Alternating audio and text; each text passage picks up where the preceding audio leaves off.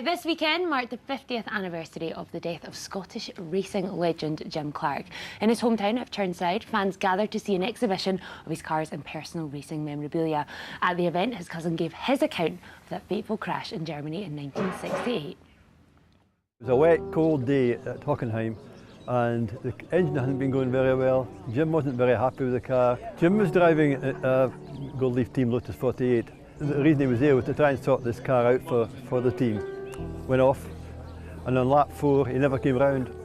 And there were so many different theories as to what happened. They even said that someone had run across the track, but they think it was a puncture, a slow puncture, and on a long sweeping bend, and it had just gone off the road in the wet. I was actually living in Jim's house at that time, and the news filtered through so early afternoon that Jim had been killed. It was just world-shattering news.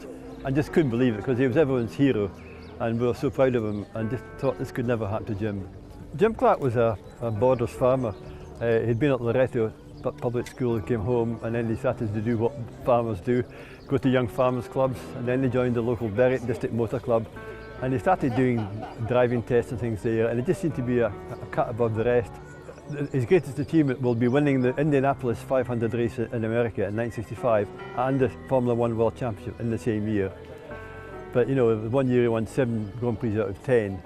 But all the time he was still a farmer from Chirnside, a border farmer, who didn't really seek for the limelight. And that was the thing that people like about Jim, is his modesty.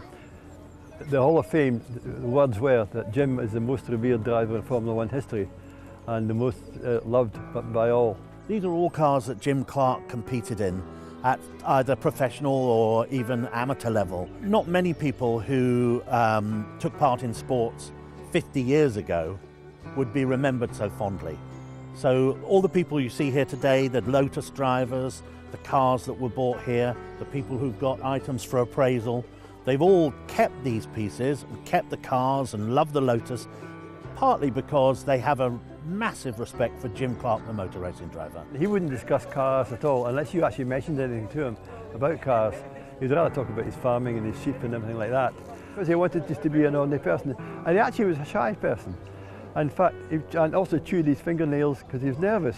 There's stories about him and Jackie Stewart going to, when they lived in London, in a flat together, and at night time they wonder what they're going to do. They go to the cinema. They couldn't make a decision, you know.